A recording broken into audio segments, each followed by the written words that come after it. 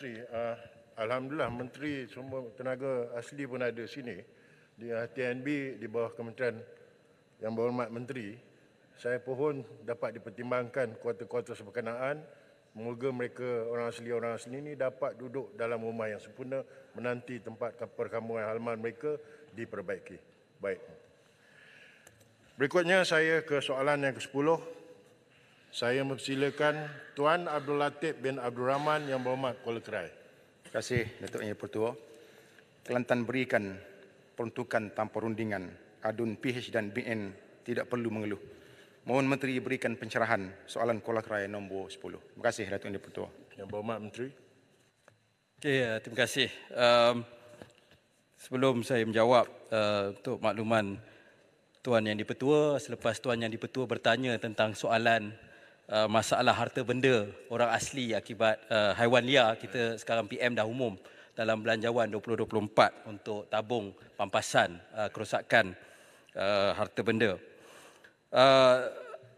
Tuan Yang Dipertua, Kementerian menerusi JKPTG dalam peringkat memperhalusi pelan pengukuhan perjawatan bahagian pembahagian pusaka bagi menangani isu peningkatan permohonan kes.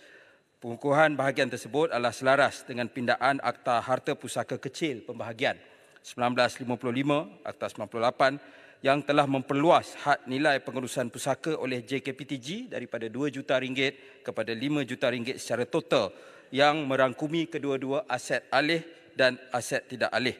Pelan pengukuhan ini akan diangkat kepada JPA bagi semakan dan pandangan yang seterusnya. Kementerian telah diluluskan dengan 100 perjawatan secara Contract of Service oleh JPA bermula tahun 2021 dan seramai 95 orang kaki tangan lantikan secara kontrak telah pun diisi dalam membantu menyelesaikan kes tunggakan harta pusaka mulai awal Januari 2023. Baki 5 orang tersebut akan diisi secara berperingkat mengikut keperluan. Pegawai-pegawai kontrak ini juga telah pun ditempatkan di unit-unit pembahagian pusaka di seluruh Semenanjung bagi membantu menjalankan perbicaraan dan urusan pentadbiran pembahagian harta pusaka kecil. Selain itu, Jabatan JKPTG turut melaksanakan penempatan sementara pegawai petugas khas dari unit petugas khas JKPTG untuk membantu menjalankan perbicaraan tunggakan kes pembahagian harta pusaka kecil.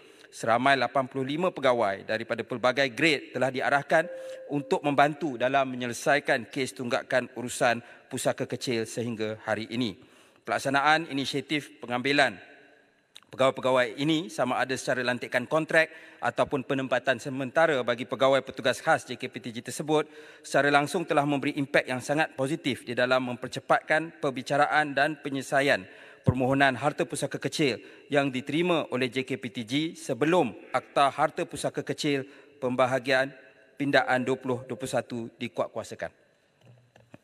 Soalan tambahan Yang Berhormat. Terima kasih Datuk Yang Pertua. Terima kasih Yang Berhormat Menteri atas jawapan yang telah diberikan. Sebagaimana Yang Berhormat sebutkan tadi, pindaan Akta Harta Pusaka Kecil pada tahun 2022 telah melibatkan peningkatan bidang kuasa JKPTG daripada 2 juta kepada 5 juta dan merangkumi kedua-dua aset alih dan tidak alih. Soalan saya ialah pada tahun ini, berapakah jumlah kes pembahagian pusaka yang telah berjaya diselesaikan dan apakah wujud usaha pihak kementerian dengan kerjasama Majlis Agama Islam negeri-negeri dalam mempromosi perkhidmatan perancangan dan pewarisan harta termasuk pendedahan kepada masyarakat mengenai prosedur dan kepentingan pengurusan harta berlandaskan syariat secara sistematik untuk mengelakkan harta pusaka dibekukan. Terima kasih Datuk Yang Dipertua. Berhormat Menteri. Terima kasih. Saya akan bacakan secara keseluruhan. Kalau pada tahun 2021, tunggakan kes penyelesaian pusaka adalah berjumlah 72,348 kes. Ia bertambah menjadi 151,139 pada tahun 2022. Tetapi sebanyak 63,293 telah dapat diselesaikan pada tahun 2022 mewakili 41.8%. Bagi mempercepatkan proses penyelesaian pusaka, ada 95 orang kaki tangan daripada 49 pegawai grade N41 dan 46 pegawai dari kumpulan sokongan jawatan pembantu takbir N19 telah diambil secara kontrak untuk membantu bahagian pembahagian pusaka.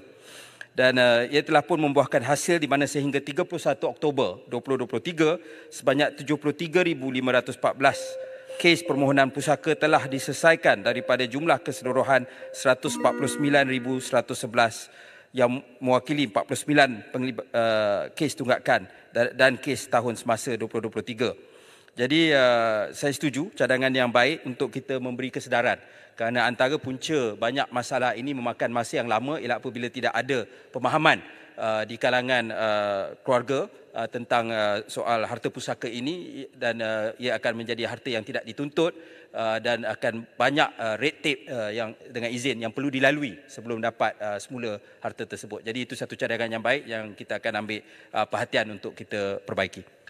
Soalan sebelah kerajaan.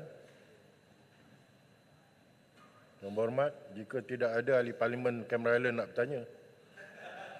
Okey, baik. Yang berhormat Menteri, saya telah menjawat jawatan sebagai pengurusi Amanah Raya Berhad selama 3 tahun. Salah satu pendapatan Amanah Raya Sdn Bhd, satu syarikat penuh milik Kementerian Kewangan adalah pengurusan harta pusaka. Jika ini berlaku sebagaimana yang dinyatakan oleh Yang Berhormat Menteri, apakah fungsi Amanah Raya Berhad dan ke manakah hala tuju tersebut? Ini melibatkan satu agensi yang ramai anggotanya, pendapatannya quite significant in term of profit dengan izin kepada Amanah Raya Sdn Bhd. Mohon jawapan daripada Menteri perkara ini. Terima kasih Tuan Yang di-Pertua.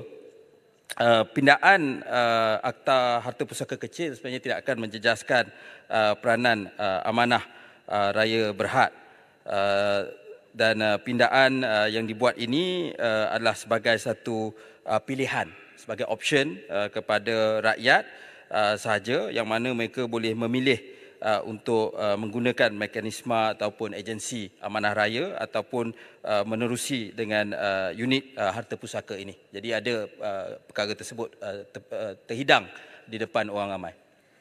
Terima kasih. Bermaksud rakyat ada pilihan. Betul. Ada to go to Amanah Raya atau kepada pihak kementerian. Betul. Baik, terima